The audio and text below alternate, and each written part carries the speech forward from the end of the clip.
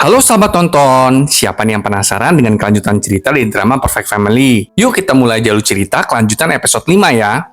Setelah Sunhee keluar dari sekolahnya, dia tidak menemukan Suyeon. Tapi Sunhee tiba-tiba melihat seseorang yang mirip dengan Suyeon. Jadi Sunhee mengejarnya. Saat Sunhee hendak menyeberang jalan, sebuah mobil van hitam hampir saja menabrak Sunhee. Tapi untungnya, Hyunwoo menyelamatkan Sunhee. Mereka selamat dari kecelakaan tersebut, dan Hyunwoo dirawat di rumah sakit karena mengalami luka memar. Hyunwoo lalu mengungkapkan pendapatnya. Dia merasa kalau van hitam itu sepertinya sengaja ingin menabrak Sunhee. Hyunwoo kemudian bertanya, mau kita laporin aja nggak ke polisi? Tapi Sunhee berkata, kalau dia nggak mau melaporkan hal ini. Ketika Sunhee sedang ingin menjelaskan alasannya, orang tua Sunhee tiba di rumah sakit. Saat itu, Hyunwoo dan Sunhee melihat raut dan gerak-gerik ayah Sunhee yang tampak agak aneh, seperti mengepakkan tangan dan terlihat sangat kesal. Swear deh, ini kenapa dah si bapak satu ini ya? Masa iya dia dalam kecelakaan van hitam?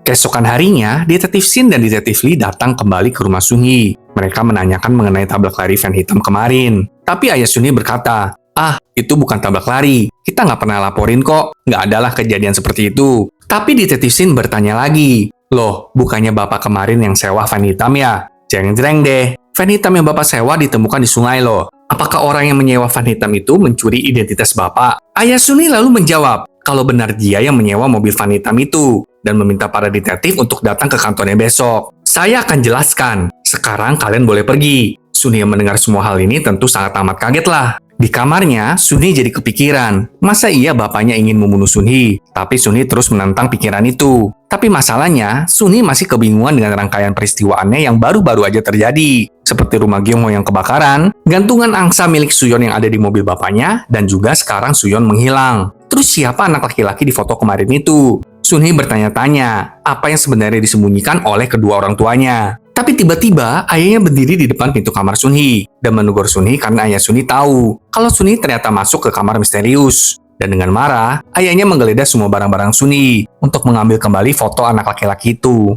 Saat melihat ayahnya bertindak begitu, Sunhee langsung tanya, ini sebenarnya ada apa sih di keluarga ini? Aku tuh jadi takut sama ayah dan ibu. Tolong jelasin ada apa sebenarnya. Mendengar perkataan Sunhee, ayahnya malahan berkata, kamu tahu, ayahlah yang takut kepadamu. Karena kamu, sebelum sempat menjelaskan semuanya, Ibu Sunhee menghentikan percakapan mereka. Aduh, makin kepo di kita, ada apa sih ini sebenarnya ya? Karena bingung dengan keadaan ini, Sunhee menelepon Hyunmin. Sunhee tahu nomor telepon Hyunmin karena Hyunmin pernah menghubungi Sunhee sebelumnya. Hyunmin lalu mengajak Sunhee untuk bertemu. Sunhee kemudian bertanya tentang kamar misterius itu dan identitas Hyunmin yang sebenarnya. Hyunmin lalu menjelaskan kalau dirinya adalah polisi. Dulu Hyunmin dan ayah Sunhee dekat. Tapi sepertinya Hyunmin menyadari kalau ayah Sunhee selama ini hanya memakai topeng aja. Sedangkan di tempat lain, seorang pria yang sedang memancing menemukan sebuah jasad dan memanggil polisi. Melalui dompet yang ditemukan di TKP, jasad itu adalah jasadnya Suyeon. Saat Sunhee kembali ke rumahnya, ibu dan ayah Sunhee menyuruh Sunhee untuk melanjutkan studinya ke Amerika. Kedua orang tuanya pun akan menyusul Sunhee ke Amerika. Ibu Sunhee lalu meminta maaf karena harus mendadak menyuruh Sunhee pergi ke Amerika.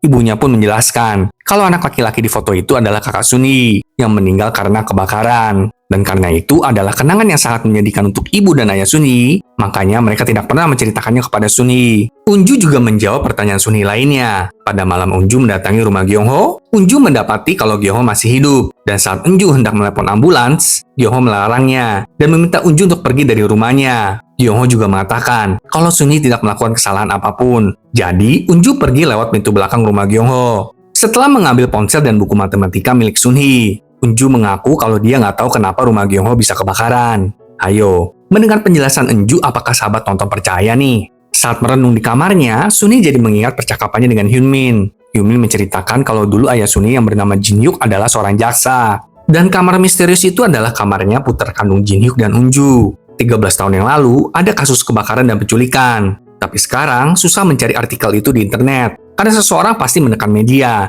dan putra mereka meninggal di kasus itu. Yang lebih mengagetkan adalah ketika Hyunmin berkata kalau Jin Hyuk-lah tersangka utama kasus itu. Namun pada akhirnya, seseorang yang tidak berkaitan dengan kasus itu tertangkap, dan kasus itu pun ditutup. Hyunmin juga berkata kalau Sunhee sekarang dalam bahaya. Seharusnya Sunhee meminta bantuan polisi untuk melindunginya. Hyunmin berjanji akan melindungi Sunhee. Hyunmin meminta Sunhee untuk percaya kepadanya. Ini kanan kiri kok kayak susah dipercaya gitu loh ya. Hyunmin juga menambahkan kalau dia ingin menangkap Jin Hyuk dengan tangannya sendiri, karena orang tua Sunhee bahkan mengambil anak Hyunmin. Nah loh, apakah Sunhee anak kandung Hyunmin ya?